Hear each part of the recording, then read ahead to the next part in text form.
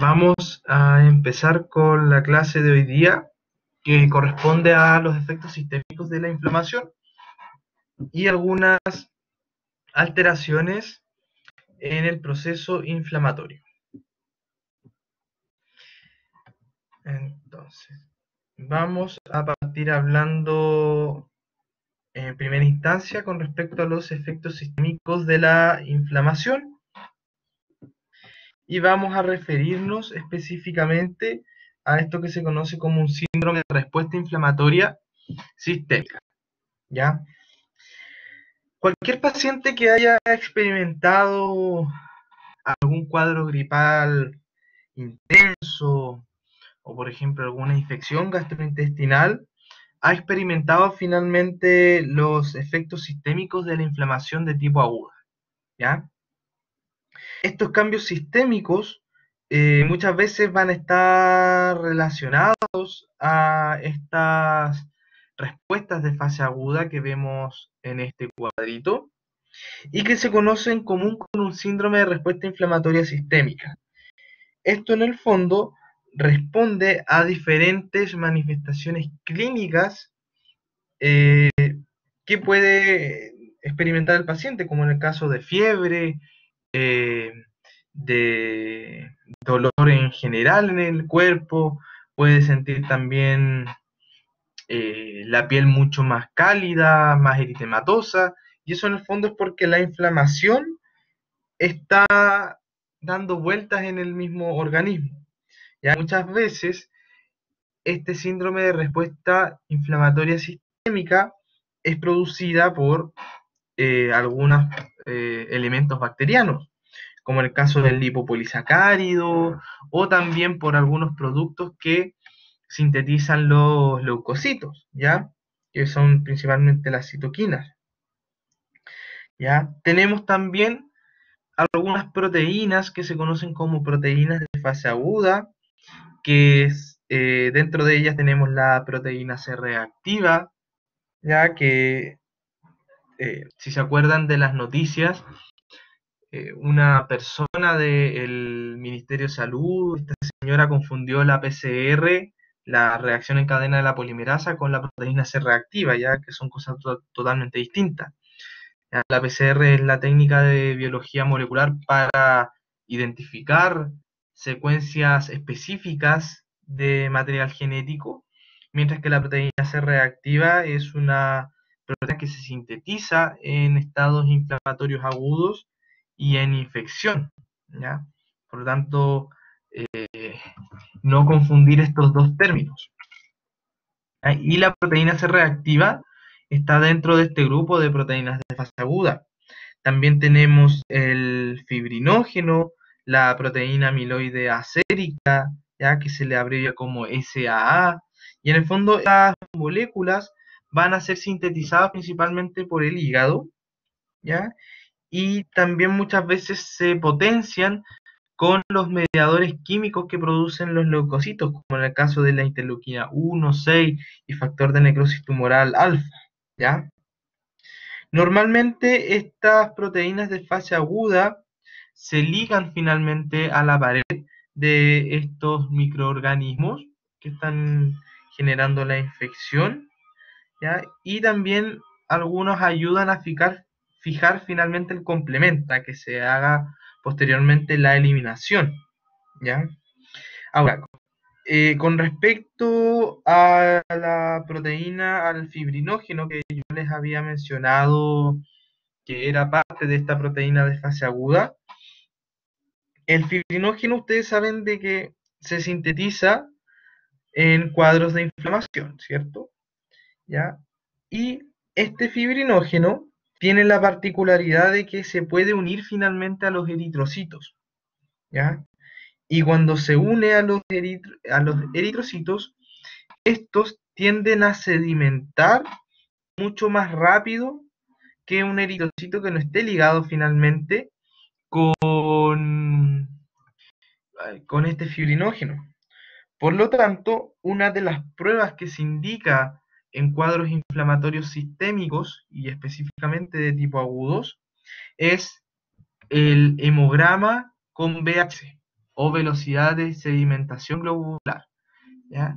Y en el fondo, esta velocidad de sedimentación aumenta cuando los eritrocitos se unen a este fibrinógeno que se produce en estas fases agudas de la inflamación, ¿ya? Entonces nosotros le podríamos indicar a un paciente que sospechamos de alguna enfermedad inflamatoria aguda y no sabemos qué podría ser, un hemograma con VHS para identificar realmente si tiene alguno de estos procesos, ¿ya?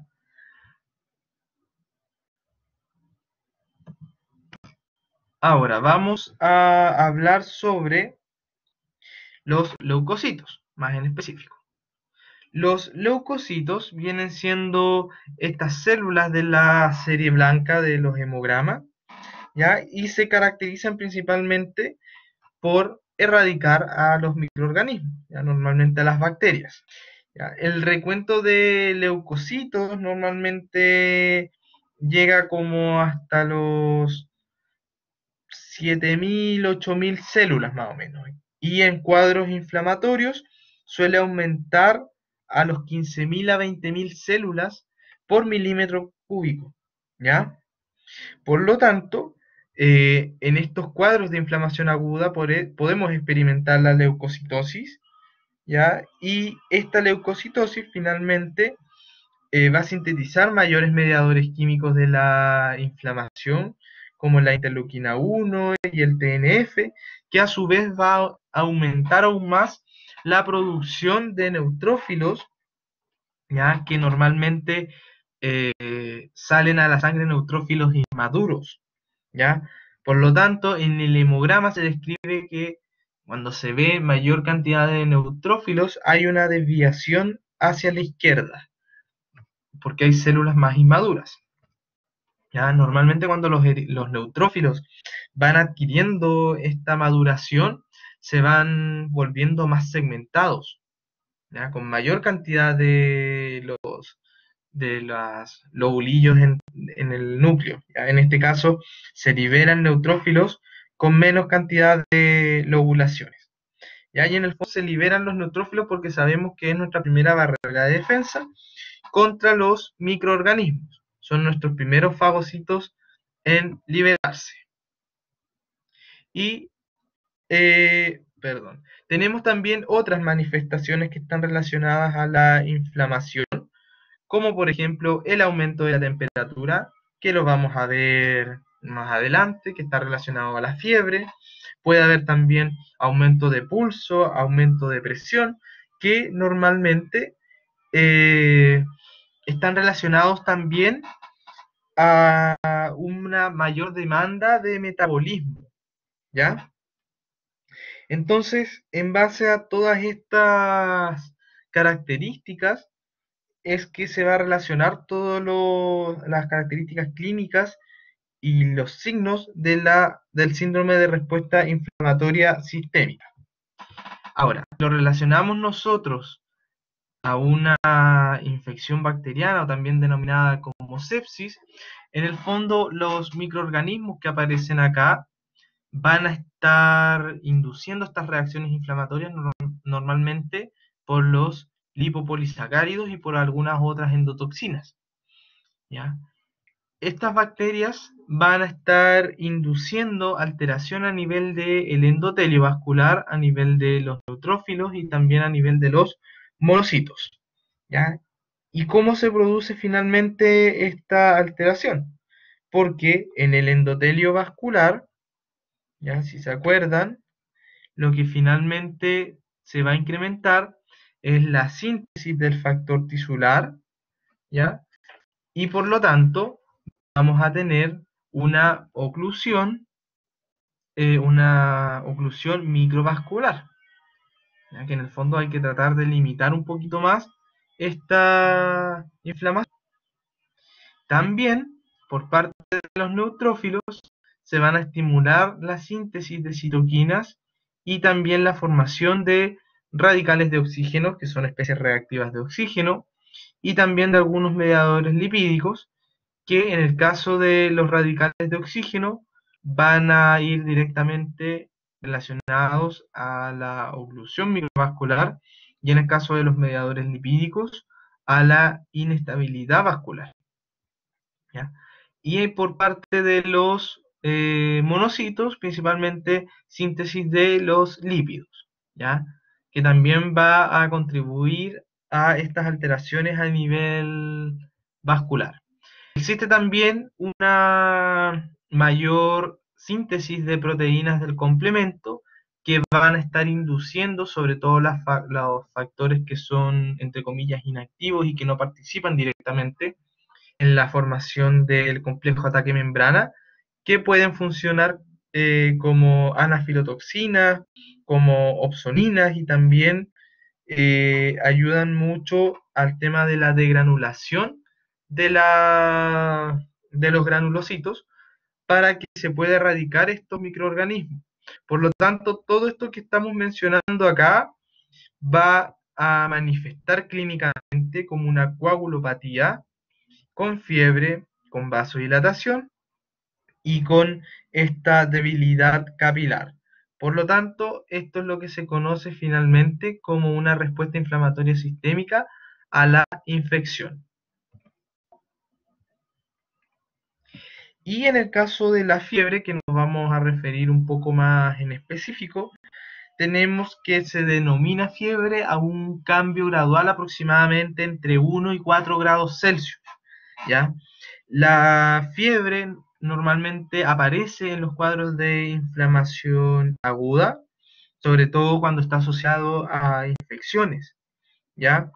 Y esta fiebre en el fondo es producida por las moléculas que se conocen como los pirógenos, ¿ya? Los pirógenos que son capaces de elevar el set point, el punto de ajuste de la temperatura, y en el fondo es para tratar de erradicar a estos microorganismos y también para activar al sistema inmune, ¿ya? Normalmente los pirógenos pueden ser sustancias endógenas o exógenas, en donde las endógenas son principalmente las interleuquinas, ¿ya? Y en el caso de las exógenas, normalmente son los lipopolisacáridos, que se denominan como pirógenos exógenos, ¿ya? En el caso de los pirógenos endógenos, que son los que se sintetizan principalmente dentro del organismo, tenemos la interleuquina 1 y TNF-alfa, que finalmente ayudan a que se aumenten las enzimas productoras de ácido araquidónico, como la ciclooxigenasa, para posteriormente producir las prostaglandinas. Entonces, en relación al control de la temperatura, este control ocurre a nivel central, ¿ya? Tenemos que la regulación de la temperatura se lleva a cabo en el tálamo, específicamente en la porción anterior preóptica, en donde ahí se reciben estas terminales nerviosas, y en el fondo esta región va a recibir las respuestas de estas dos áreas. Uno que es en base a la temperatura de la sangre, y otro en base a receptores térmicos en la piel y en los músculos, ¿ya? Y en el fondo esto va a responder a una redistribución de la sangre desde los lechos vasculares cutáneos, ¿ya? Cuando se genera esta variación de la temperatura en este centro, muchas veces ocurre una vasoconstricción periférica a nivel cutáneo, por lo tanto, se redistribuye la sangre hacia porciones más centrales para finalmente aumentar la temperatura corporal y limitar la pérdida de calor. Esa es la función principal de esta redistribución de sangre, limitar la pérdida de calor, ¿ya? Y posteriormente, cuando existe este ajuste, este nuevo ajuste del set point, ocurre lo que se llama, bueno, el ajuste del punto de la temperatura, en la cual ya se va recuperando finalmente la longitud del mismo vaso sanguíneo, ya comienza la vasodilatación y esto se relaciona a una mayor pérdida de agua, es decir, sudor, para tratar de refrescar también la zona de la piel. Entonces, si nosotros lo relacionamos a un cuadro gripal, por decirlo así, en estados iniciales la línea roja es la temperatura corporal y la línea punteada azul viene siendo el punto de ajuste que determina finalmente el hipotálamo. Entonces, en cuadros gripales, lo que pasa es que la temperatura va a ir aumentando en relación a este aumento del punto de ajuste, que lo va a determinar el hipotálamo. Entonces, si se fijan, este punto de ajuste va a permanecer constante hasta que la temperatura corporal llegue a esto.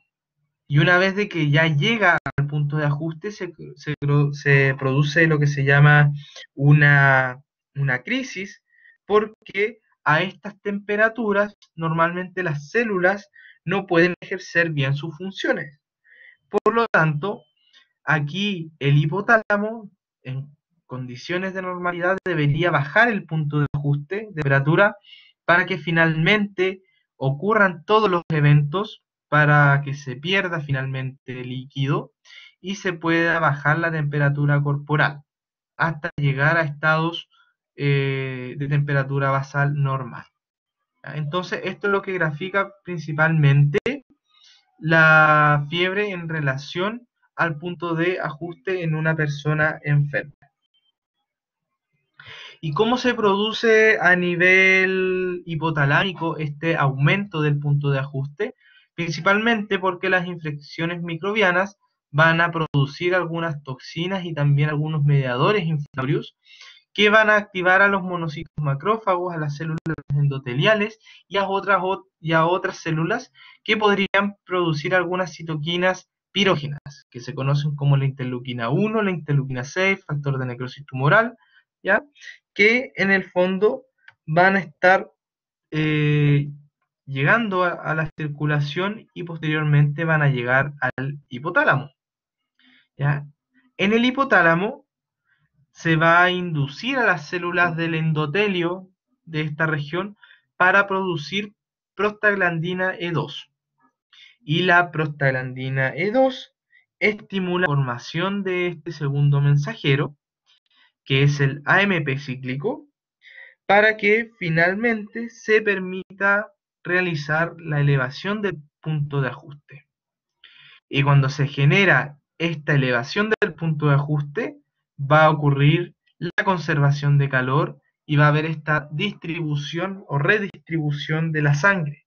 Es decir, que en las zonas periféricas va a haber esta vasoconstricción cutánea para limitar la pérdida de calor y aumentar la temperatura a nivel central, lo que se conoce como fiebre.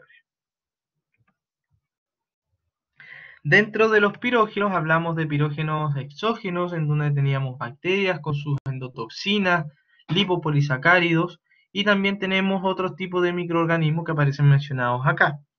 Hay algunas reacciones inmunológicas que podrían elevar la temperatura, específicamente algunas enfermedades de tipo autoinmune. También tenemos necrosis de tejido que produce una fuerte reacción inflamatoria, que eso también lo vimos en la unidad pasada, algunas reacciones o cambios hormonales y también algunos medicamentos como la penicilina, en donde se ha descrito un aumento de temperatura. En el caso de los pirógenos endógenos, ya mencionamos estas interleuquinas, la 1, la 6, el interferón, el TNF, se relacionan fuertemente a estos cambios de temperatura, ¿ya? Y en el hipotálamo se induce finalmente la formación de ácido araquidónico por medio de estas dos interleuquinas, que es la interleuquina 1 y la interleuquina 6. Esto a nivel de las células endoteliales del hipotálamo va a generar ácido araquidónico y por la vía de la ciclooxigenasa se va a generar prostaglandina E2, que dijimos que estaba asociado principalmente al aumento de la temperatura, ¿ya? Hay un fármaco que ustedes lo van a conocer en el curso de farmacología, si es que ya no lo conocen, que son los AINES, que son los analgésicos antiinflamatorios no esteroidales, ¿ya? Los AINES existen diferentes grupos, ¿ya? Hay algunos que bloquean la COX-1, que es la constitutiva, otros son selectivos o pueden también bloquear la COX-2, hay otros que solo bloquean la COX-2, ¿ya? Y tienen diferentes mecanismos de acción.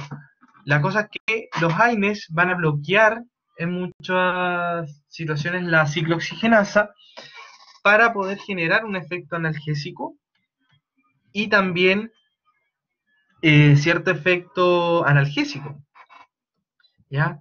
Tenemos también el efecto antipirético y en algunos casos también se reduce la acción plaquetaria.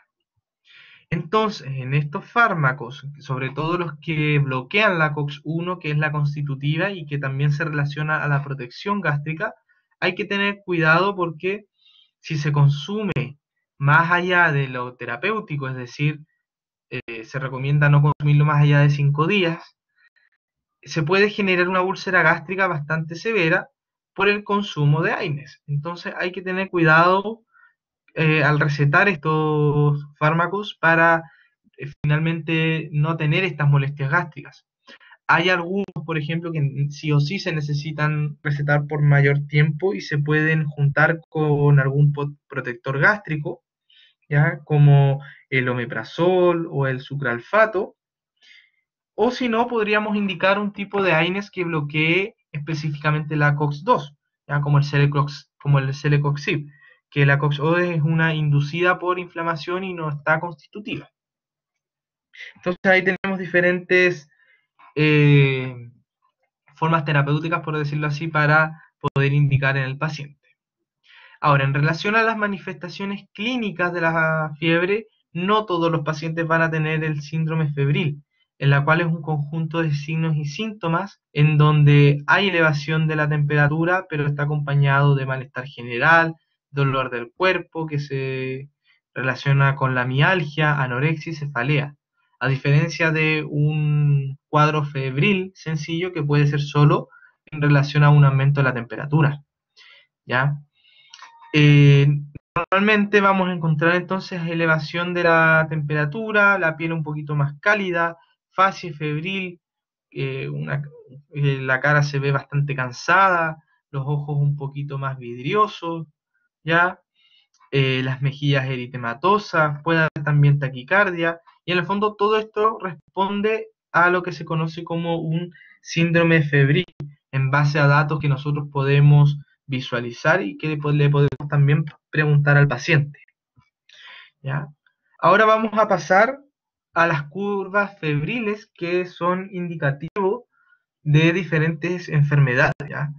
Y en estas curvas febriles vamos a tener un periodo que se conoce como ACME, que es el periodo peak de esta misma enfermedad, es decir, cuando está en los estados de mayor intensidad, y el nadir, que es el estadio más bajo de la enfermedad, ¿ya?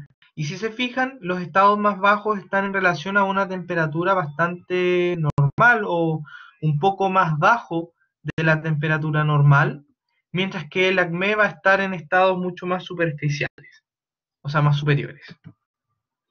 Y tenemos diferentes curvas febriles. Hay una curva que se denomina intermitente, en la cual existe esta variación diaria de la temperatura y que en algunos momentos va a llegar a la temperatura normal, pero luego se dispara rápidamente. Y normalmente estas curvas de fiebre intermitente se van a asociar al consumo de antipiréticos, ¿ya? Es decir, cuando ya se le hizo el diagnóstico al paciente y se está medicando para bajar la fiebre. Hay otra fiebre que es la éctica o séptica, en la cual está relacionado principalmente a infecciones, ¿ya? Estas infecciones agudas se caracterizan por un periodo de acné bastante alto y de todas las curvas febriles va a haber uno que va a sobresalir. Y normalmente tiene una temperatura que suele sobrepasar los 39 grados Celsius, ¿ya? Y posteriormente va a bajar y si se fijan los acné van a ser eh, relativamente bajos, no sobrepasan los 38, que va a ser este pic bastante más alto, ¿ya? Y normalmente, como les digo, está relacionado a cuadros sépticos. tenemos esta fiebre sostenida, en la cual es una curva en donde se experimentan ciertas variaciones diarias, pero estas variaciones no suelen ser mayor a 1 grado Celsius, por eso que son bastante pequeñitas las variaciones, hasta llegar a una meseta en la cual se vuelve una fiebre bastante más estable, ¿ya? Y luego va a ocurrir un descenso paulatino. Normalmente esta fiebre sostenida se relaciona a infecciones un poco más graves como tifus, ¿ya? Y también a la neumonía. La recurrente tiene la particularidad de que alterna algunos días con fiebre y de otros días con temperatura normal, ¿ya? Este tipo de fiebre recurrente o bifásica que se le denomina, normalmente está relacionado a neoplasias malignas de tipo Hodgkin, ¿ya? Como el linfoma de Hodgkin, ¿ya? En cuadros infecciosos no es normal ver este tipo de fiebre. Ahora, en relación a la respuesta fisiológica a la fiebre, el organismo puede responder de diferentes maneras.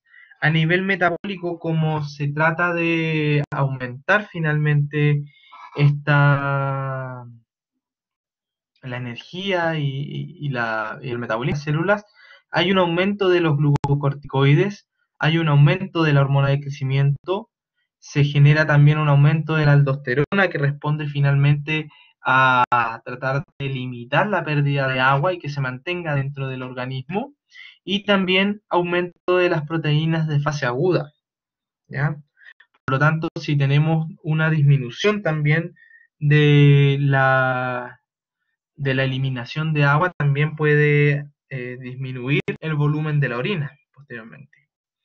¿Ya? A nivel autonómico, lo que ocurre es una vasoconstricción cutánea, que ya lo habíamos mencionado, en donde se trata de redistribuir la sangre para evitar la pérdida de calor, por lo tanto baja la sudoración, existe una piroerección y también aumenta la frecuencia cardíaca. Por lo tanto, todo esto que vemos acá va a determinar estas respuestas conductuales en el paciente. Va a presentar calofríos voluntarios que muchas veces acompañan de esta piloerección. Puede presentar anorexia, somnolencia, malestar general, que normalmente se atribuye a esta mialgia o dolor muscular, y también la búsqueda de abrigo por esta sensación de frío. Y a nivel inmunológico se trata de activar a las células inmunitarias para poder limitar finalmente esta reacción infecciosa, en donde hay un aumento de los linfocitos. Ya habíamos hablado de la leucocitosis. También hay aumento en la liberación y actividad de los neutrófilos, que es nuestra primera línea de defensa contra los microorganismos, son nuestros fagocitos, y también aumento de los fibroblastos para generar la reparación del tejido.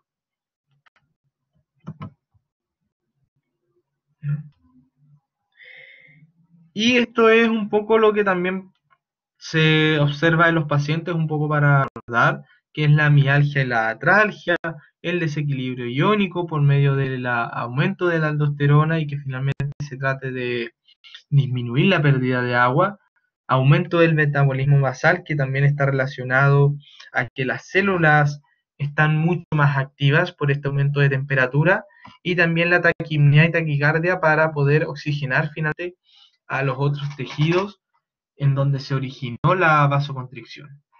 Entonces, esto es en relación con respecto a la fiebre y sus estados y sus manifestaciones sistémicas. ¿Ya? Chiquillos, ¿alguna consulta con respecto a esta primera parte de la clase? Para empezar a hablar ya de alteraciones del proceso inflamatorio.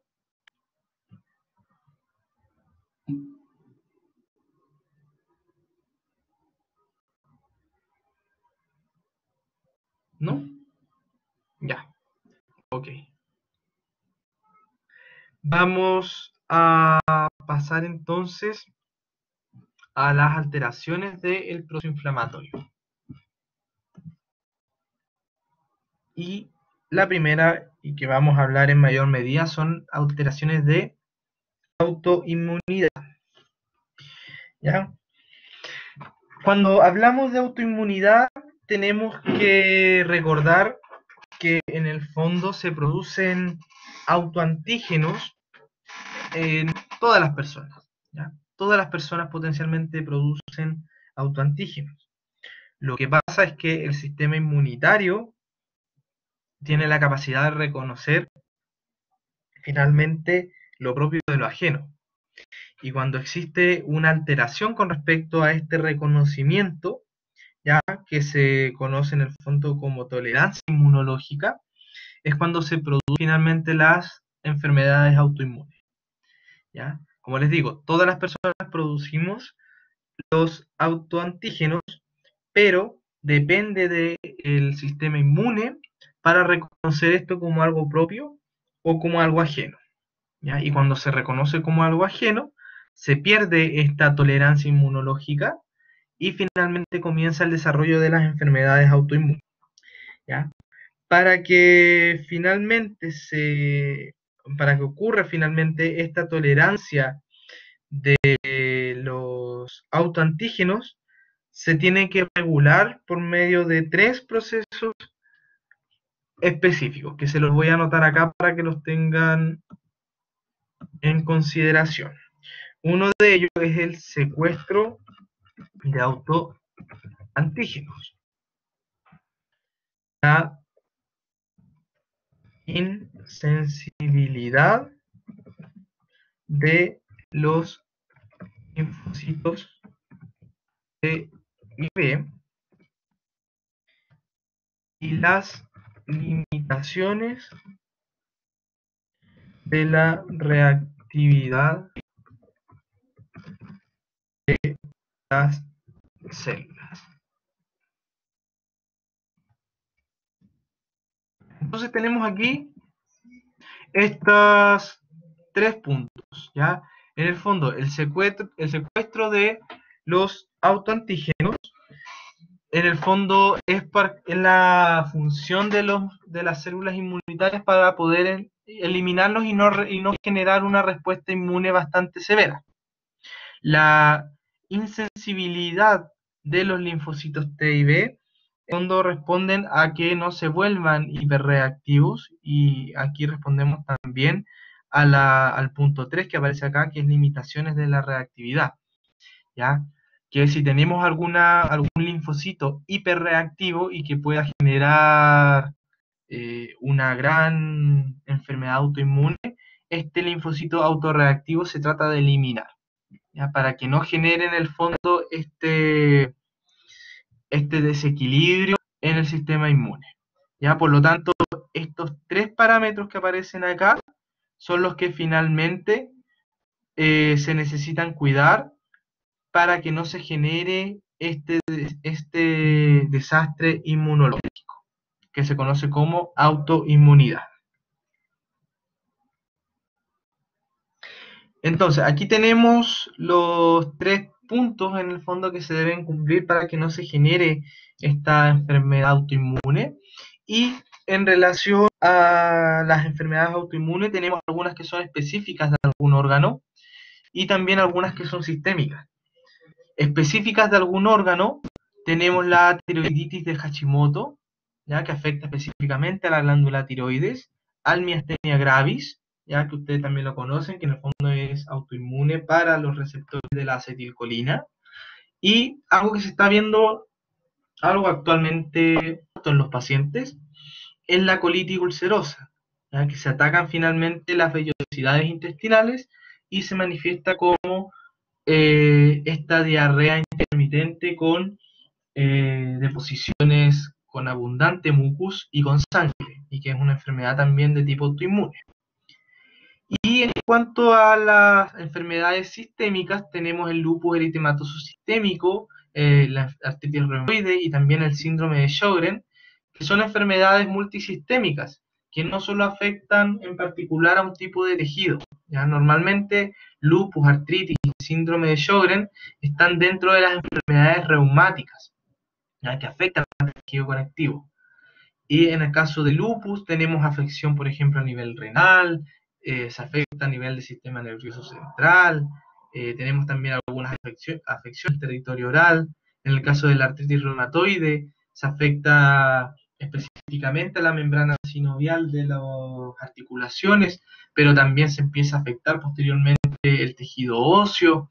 Pueden haber reacciones cruzadas con otras enfermedades autoinmunes, y de una artritis reumatoide podemos pasar a un síndrome de Sjögren, en donde el síndrome de Sjögren tiene la particularidad de que se generan autoanticuerpos para glándulas de tipo exocrina.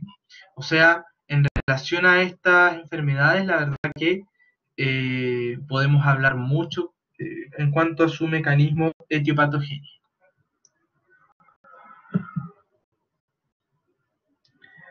¿Ya? Ahora vamos a hablar sobre alteraciones leucocitarias, que normalmente estas alteraciones en la función pueden ser tanto hereditarios como adquiridos, ¿ya? Sabemos que los leucocitos finalmente desempeñan un papel fundamental en la defensa del organismo frente a algunas noxas, ¿ya? Y en el fondo, si es que hay efectos hereditarios adquiridos, también se va a ver alterado el proceso inflamatorio, ¿ya? En cuanto a los hereditarios, puede haber algún problema con respecto a la adherencia de los leucocitos en la función de los fagolisosomas y también con la actividad microbicida, ¿ya? Y en cuanto a los defectos adquiridos, normalmente se relaciona a los pacientes con cáncer, ¿ya? Por ejemplo, que hayan tenido alguna terapia de quimioterapia o radioterapia en la cual se dañan las células precursoras del sistema inmune. Por lo tanto, no se puede defender el organismo frente a estas infecciones, ¿ya? En relación a los defectos de la función leucocitaria, tenemos acá algunas críticas y me quiero detener aquí en esta enfermedad que se le denomina como el síndrome de Chediak-Higachi. El síndrome de Chediak-Higachi es una enfermedad ligada principalmente a los lisosomas, en la cual hay una menor función leucocitaria.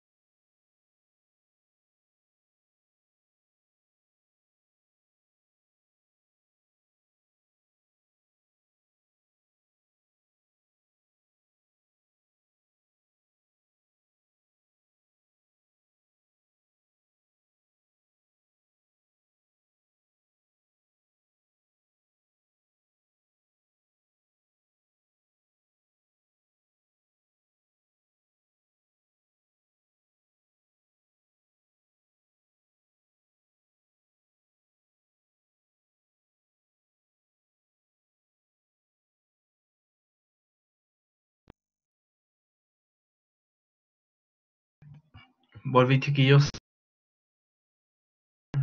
se cayó acá el internet, pero la verdad que BTR ha estado malísimo. Ya, creo que quedé en la síndrome de Chediak-Higachi, estaba explicando la etiopatogenia. ¿Ya? En esa parte quedé. Ya.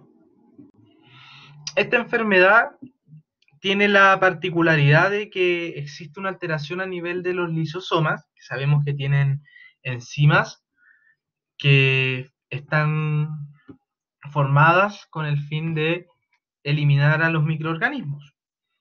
Entonces, en esta enfermedad ocurre una mutación en una proteína que está involucrada en el transporte de la membrana del lisosoma. Por lo tanto, no se puede formar o no se puede llevar hacia la membrana celular, y finalmente esta persona se vuelve susceptible a muchas infecciones. Y normalmente las personas con el síndrome de Shiriak-Higashi normalmente presentan múltiples infecciones en edades tempranas, ¿ya? Y es por esta disfunción de la misma membrana de los lisosomas. Y con respecto a los adquiridos, bueno, ya dijimos que principalmente estaba relacionado a algunas terapias, sobre todo a supresión medular, a las quimioterapias, radioterapias, que se dañan finalmente a las células precursoras de los linfocitos, y obviamente también hace que sean mayor susceptibles a infecciones, ¿ya? Entonces, en relación a estas dos alteraciones que hemos visto, tenemos por un lado las autoinmunes, que estos linfocitos están hiperreactivos y empiezan a atacar a lo nuestro. Entonces obviamente también vamos a tener una alteración con respecto a la inflamación. Ya, de hecho, en los cuadros autoinmunes es frecuente ver inflamación en diferentes tejidos, ¿ya? Porque las células están hiperreactivas, entonces ante cualquier autoantígeno van a reaccionar y van a empezar a atacar, ¿ya? En cambio, en las alteraciones leucocitarias normalmente se afecta tanto de manera hereditaria como adquirido a estos leucocitos, y en el fondo puede haber alguna alteración con respecto a la adherencia de estos leucocitos para generar la diapedesis y posteriormente migrar hacia la zona de infección. Puede haber alteración en la función de los fagolisosomas y también alteración principalmente en la función microbicida, como lo hablamos aquí con el síndrome de Chiari-Higashi. ¿Ya? Y un ejemplo clásico también de alteración con respecto a la inflamación es la diabetes mellitus, ¿ya? La diabetes mellitus es una enfermedad crónica del metabolismo en la cual existe alteración a nivel de los carbohidratos, de las proteínas y de los lípidos, en la cual se traduce con un síndrome clínico de hiperglicemia crónica, ¿ya? Estos pacientes experimentan una hiperglicemia crónica que a su vez va a producir una disminución de una molécula que sintetiza el endotelio vascular, que es el óxido nítrico, ¿ya? Ustedes saben que el óxido nítrico finalmente tiene la función de antiagregante, antioxidante, ¿ya? Y en el fondo está ahí para finalmente regular este proceso. Y como existe disminución del óxido nítrico, ¿ya? En el fondo aquí lo que se produce es un incremento de los radicales libres, por lo tanto hay un daño a nivel endotelial, y esta hiperglicemia comienza finalmente a circular por la sangre y se favorece finalmente una glicosilación, ¿ya? Esta glicosilación puede ocurrir en las proteínas y también en los lípidos, formando finalmente lo que se conoce como los AGEs, ¿ya? O productos avanzados de la glicosilación. Y estos AGEs, que son moléculas proteicas y moléculas lipídicas, que finalmente se glicosilaron, no pueden ejercer la función, ¿ya? Por lo tanto, estos AGEs pueden ocurrir a nivel de los receptores de las mismas células endoteliales. Por lo tanto, no se pueden adherir finalmente los neutrófilos, por ejemplo, ¿ya? Porque no tienen en el fondo el receptor en las células endoteliales. ¿ya? Porque los AGEs se unieron a este receptor y no permiten que los leucocitos se puedan unir. Entonces, estos pacientes también se vuelven susceptibles a infección por medio de esta unión de los productos de glicosilación avanzada o AGEs, ¿ya? Por lo tanto, estos pacientes van a experimentar algunas enfermedades macrovasculares, como por ejemplo una aterosclerosis acelerada, tenemos un incremento del riesgo de infarto al miocardio, también puede incrementar la probabilidad de accidente cerebrovascular y también puede producir gangrena de extremidades inferiores. Todo eso por la misma alteración de la macrovasculatura y también se va a afectar a la microvasculatura, a los pequeños vasos sanguíneos, los de pequeño calibre. Y es en donde los pacientes finalmente pueden experimentar algunas alteraciones a nivel de ojo, en la retinopatía, nefropatía y la neuropatía. De hecho, cuando se pase diabetes, vamos a hablar de retinopatía diabética, nefropatía diabética y la neuropatía diabética, ¿ya?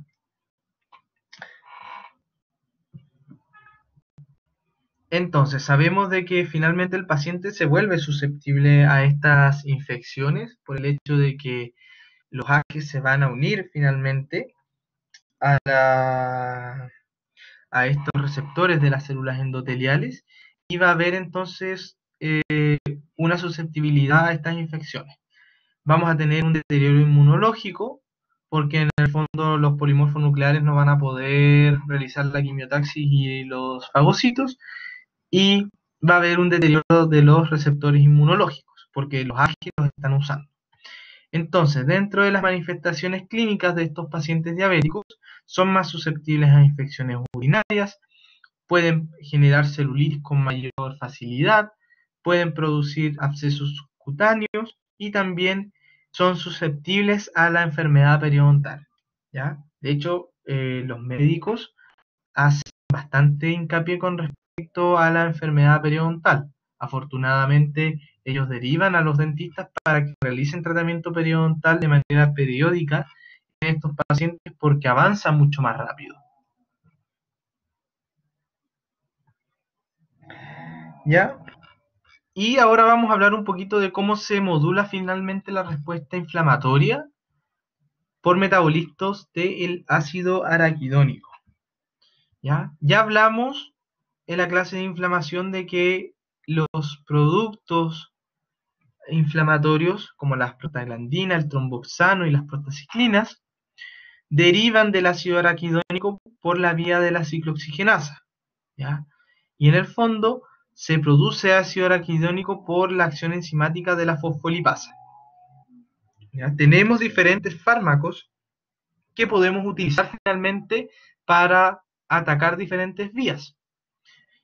Los AINES que pueden atacar la COX-1 y la COX-2 actúan a nivel de la ciclooxigenasa, y los analgésicos antiinflamatorios esteroidales, como los corticoides, actúan a nivel de la fosfolipasa, ¿ya? Por lo tanto, nosotros podríamos dar terapia para finalmente suprimir la vía de la ciclooxigenasa o para suprimir la vía de la fosfolipasa. Y en el fondo se trata de evitar la formación de las prostaglandinas en la inflamación, porque ustedes saben que las prostaglandinas producen vasodilatación y edema, producen hiperalgesia, en la cual las prostaglandinas se ha visto que estimulan a las fibras nerviosas, por lo tanto aparece el dolor, impiden la agregación plaquetaria, producen la agregación plaquetaria y se estimula también la fiebre, como lo vimos anteriormente, para elevar el set point, el punto de ajuste. Entonces, si nosotros indicamos en un paciente una terapia con un AINES que va a estar bloqueando la formación de prostaglandina, vamos a tener todos estos efectos que van a ser lo contrario. Vamos a tener vasoconstricción y disminución del edema, que es algo bastante bueno para tratar la inflamación. se va a reducir el dolor por reducción de la estimulación de las fibras nerviosas, que también es algo bastante bueno. Y en algunos casos se puede inhibir también la agregación plaquetaria, por lo tanto hay que tener cuidado al indicar estos medicamentos, porque hay algunos que son más susceptibles a generar algunas hemorragias digestivas. Y un efecto bastante bueno es la disminución de la fiebre, ¿ya?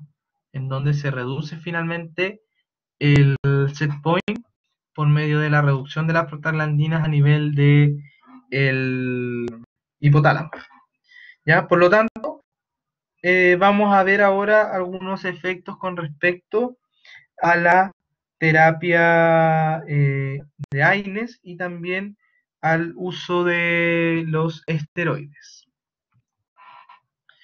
Ya dijimos que los AINES principalmente actúan a nivel de la COX, que puede ser la COX-1 constitutiva o la COX-2 que se genera ante estímulos inflamatorios e infecciosos, ¿ya? Y tienen estas tres funciones principalmente: antiinflamatorio, analgésico y antipirético. Porque en el fondo antiinflamatorio hay menos vasodilatación y edema, analgésico porque hay menor sensibilidad de las fibras nerviosas, y antipirético porque se reduce la formación de prostaglandina hipotálamo, por lo tanto baja el set point. Y algunos efectos adversos por el uso crónico de AINES en la úlcera péptica, que ya habíamos dicho, que estaba relacionado principalmente a la supresión de la ciclooxigenasa 1, que era la constitutiva, y se relaciona con la protección gástrica. Tenemos también disminución del flujo sanguíneo renal, porque ocurre también este bloqueo de la vasodilatación de los pequeños vasos sanguíneos. Tenemos también que se puede inducir un cuadro de hipertensión arterial. ¿Ya? Tenemos también defectos en la hemostasia por bloqueo de la agregación plaquetaria, y también se puede producir algunos cuadros similares al asma inducidos por AINES, ya todo por los efectos contrarios de los AINES. Y con respecto a los corticoides, dijimos de que principalmente a nivel de la ciclooxigenasa, de la fosfolipasa en un nivel mucho más superior, y estos corticoides pueden ser utilizados como inmunomoduladores y también utilizados como antiinflamatorios bastante potentes. ¿Ya? Normalmente los corticoides en el territorio maxilofacial son utilizados para cirugías bastante complejas, como de repente cirugías de terceros molares, ¿ya? O también se pueden utilizar como medicamento tópico en algunos desórdenes inmunológicos, como pénfigo y penfigoide.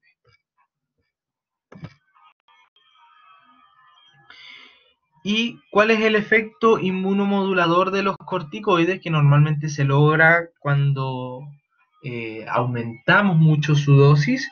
Principalmente suprime la activación de las células T y además suprime la producción de citoquinas, ¿ya?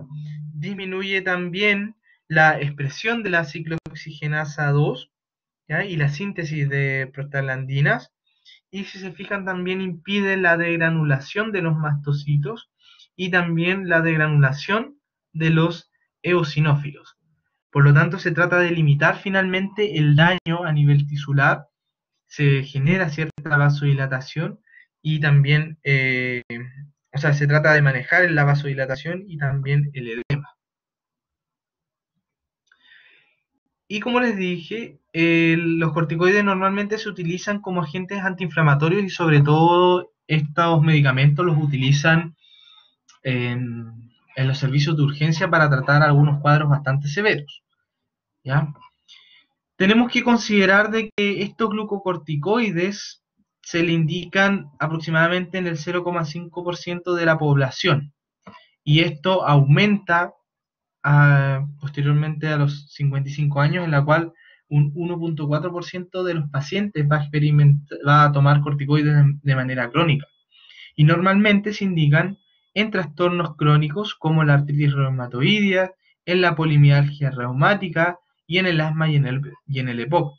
En el fondo son enfermedades que cursan también con cierto grado inflamatorio en diferentes niveles y en diferentes severidades. y se utilizan finalmente los corticoides para tratar de modular y tratar de disminuir esta reacción inflamatoria crónica. Ahora, ¿qué efectos colaterales podríamos tener principalmente ligados al consumo crónico de corticoides? Es osteoporosis, hay una inmunosupresión por la misma déficit de diferenciación de las células inmunitarias y que se trata de finalmente evitar la degranulación de las series granulocíticas. Por lo tanto, el paciente se vuelve más susceptible a infecciones. De hecho, no es raro ver en los pacientes que consumen los PUF para el asma, ¿ya? Inhaladores, corticoides en inhaladores, que se pueda generar candidiasis, ¿ya? Porque localmente se produce esta, entre comillas, inmunosupresión en la mucosa, por lo tanto, la cándida puede proliferar mucho más fácil, ¿ya? Hay cierta dependencia psicológica por el hecho de que nosotros le quitamos el dolor al paciente. Y hay múltiples investigaciones que relacionan el dolor con la depresión, ¿ya? Entonces el paciente se siente bien cuando le quitamos el dolor, ¿ya? Y hay cierta dependencia entonces con respecto a esto. Hay una supresión del eje hipotálamo hipófisis suprarrenal, por lo tanto hay que tener cuidado con respecto a la terapia de corticoides de larga data. ¿Por qué? Porque si nosotros le quitamos de manera brusco al paciente el corticoide, le vamos a desencadenar una insuficiencia suprarrenal aguda, o lo que se denomina también como una crisis addisoniana, ¿ya? El corticoide no se puede retirar de manera rápida, eso también lo van a hablar en farmacología, y normalmente cuando el paciente recibe dosis aproximadamente entre los 40 y 60 miligramos diarios, hay que hacer un esquema de reducción de dosis para que finalmente llegue a una dosis aproximadamente de 15 miligramos diarios y ahí recién se pueda quitar el corticoide, ¿ya? Y normalmente estas terapias de reducción de dosis de corticoide, por ejemplo, parte con 60 miligramos, luego cada 3 días, después luego los 3 días siguientes se le disminuye 10 miligramos, por lo tanto toma 50, los 3 días siguientes 40 y así sucesivamente hasta que llegue aproximadamente a los 15 miligramos y ahí se pueda suspender el uso de corticoides, ¿ya? Pero como les digo, hay que tener cuidado con este cese brusco, ¿ya? Y también obviamente se puede generar un cuadro de hipertensión arterial por este mismo daño a nivel renal y también un cuadro similar a diabetes mellitus por la hiperglicemia que generan los corticoides. Pero como les digo, eso lo van a ver más en profundidad en farmacología. Y eso, chiquillos, con respecto a la clase de hoy día. ¿Alguna consulta?